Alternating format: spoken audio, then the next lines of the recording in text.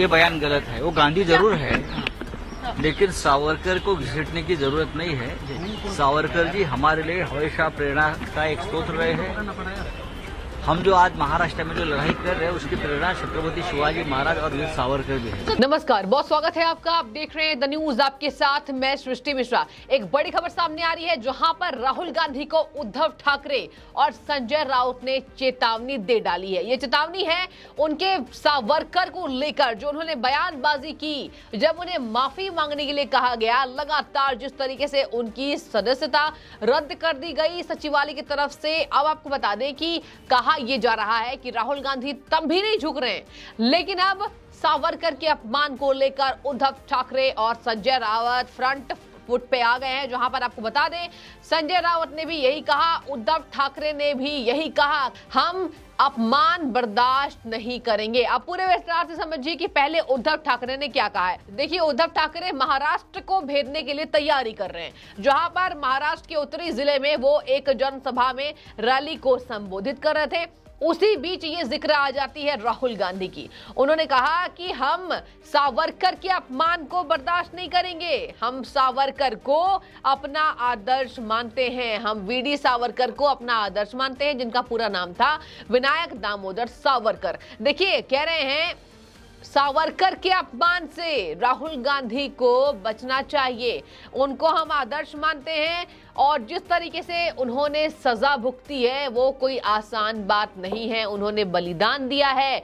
एक कहीं ना कहीं सावरकर जो थे, आपको बता दें, एक हिंदू सोच को बढ़ाने के लिए उन्होंने काम किया और उसी का जिक्र यहाँ पर उद्धव ठाकरे कर रहे हैं कि हम उनके अपमान को बर्दाश्त नहीं करेंगे। इसके साथ ही आपको बता दें, कह रहे थे कि ठीक है, राहुल गांधी अभी मुसीबत में फंसे हैं, लेकिन इसका मतलब ये नहीं है कि वो इस तरीके से अपमान करे। आपको बता दें दर्शकों कि लगातार कहा जा रहा है कि राहुल गांधी का जो घमंड है वो झुक नहीं रहा है, वो कम नहीं हो रहा है। घमंड को अगर राहुल गांधी खत्म कर लेते तो ये दिन नहीं देखना होता। इसके साथ ही आपको बता दें, कह रहे हैं उद्धव ठाकरे कि हमें लोकतंत्र के लिए लड़ना होगा। हालांकि यहाँ पे लोकतंत्र का फिर से उन्होंने हवाला दिया।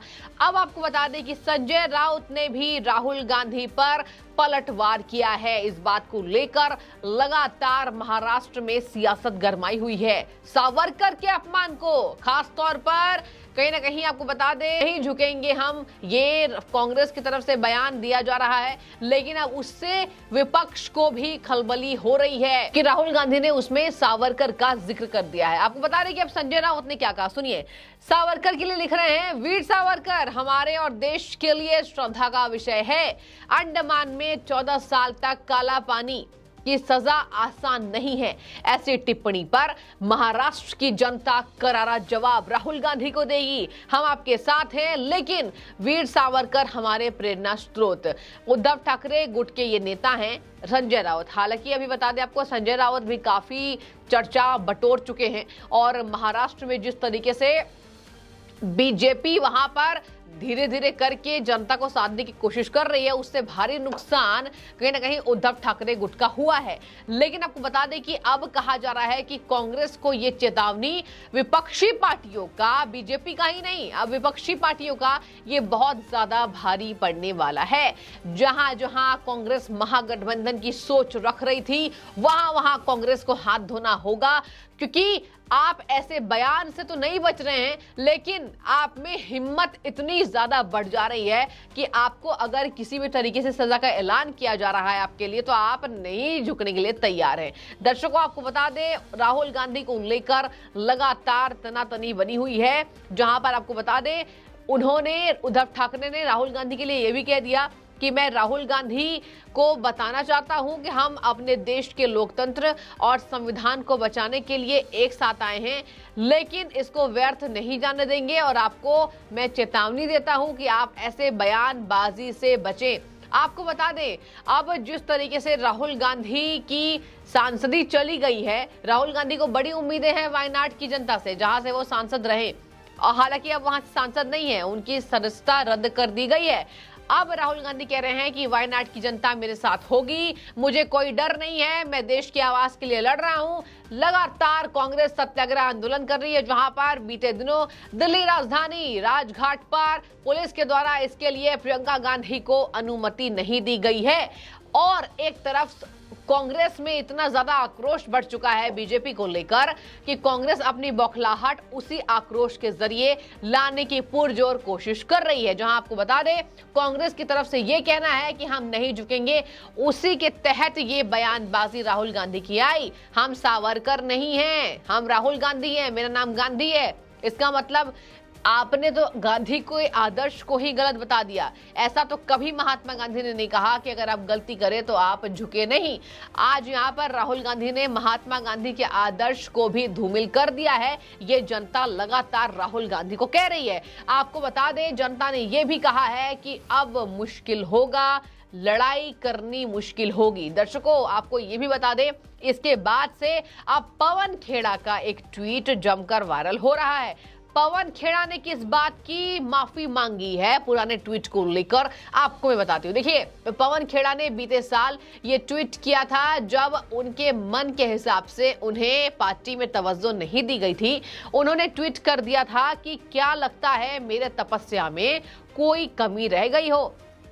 और ये उन्होंने ये जो बात है ट्वीट के जरिए 29 मई बीते साल कहा था, शायद मेरी तपस्या में ही कुछ कमी रह गई हो। आपको बता दें, अब पवन खेड़ा ने इस ट्वीट को लेकर माफी मांगा है। कहा जा रहा है कि कांग्रेस ये हश्र अपना देखकर माफीनामा शुरू कर चुकी है और कांग्रेस को ये डर है कि अब हम अगर अपने ट्वीट को लेकर जितनी भी बयानबाजी हमने की, जितनी भी बेबुनियाद बयान हमने दिए, उसको लेकर अगर माफी नहीं मांगी गई तो आगे आने वाले समय में संभव भी असंभव होता दिखाई देगा। आपको बता दें, पवन खेड़ा बीते साल जो भी चर्चा में रहे हैं, एयरपोर्ट से उन्हें रोक के गिरफ्तार किया गया था और पवन खेड़ा भी प्रधानमंत्री के लिए उन्होंने अपशब्द कहा था, प्रधानमंत्री के नाम को गलत बताया था।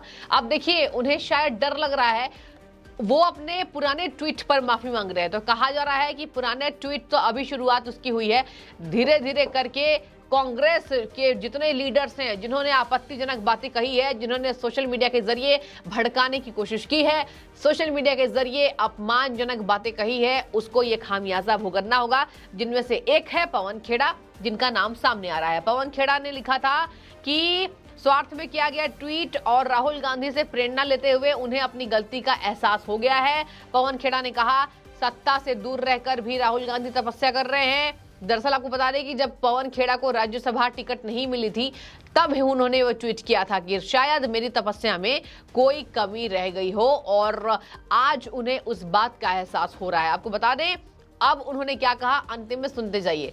अंतिम में कह रहे हैं पवन खेड़ा कि मैं राहुल गांधी को देखता हूं, उन्होंने अपनी सत्ता त्याग दी लेकिन तपस्या जारी है, इससे बड़ी तपस्या और क्या हो सकती है। पवन खेड़ा ने यह भी कहा आगे ऐड करते हुए कि मैं अपनी पार्टी और पार्टी नेतृत्व से अपनी गलती के लिए माफी मांगता हूं।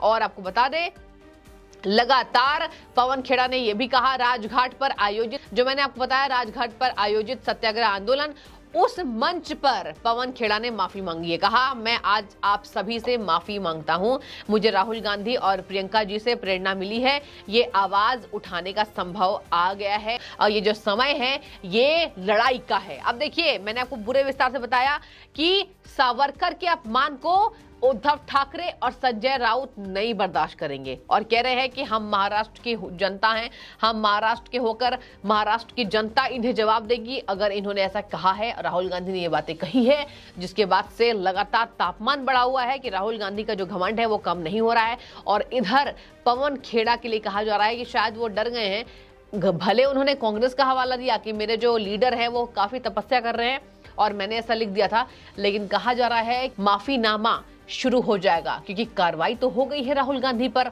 बड़े लीडर, कांग्रेस के स्टार प्रचारक, गांधी परिवार के बेटे, और उन पर जो कार्रवाई हुई है उससे कहीं ना कहीं ये सबक लेने का समय कांग्रेस पार्टी के लिए आ गई है। तो आपकी जो भी राय हो आप कमेंट में बताइए। आपका बहुत शुक्रिया। और इस विषय पर आप क्या सोच रहे हैं, क्या लगता है, अब राहुल गांधी को आगे माफी मांगनी चाहिए या फिर उनकी कार्रवाई को आप किस तरीके से देख रहे हैं, आप कमेंट में बताइए।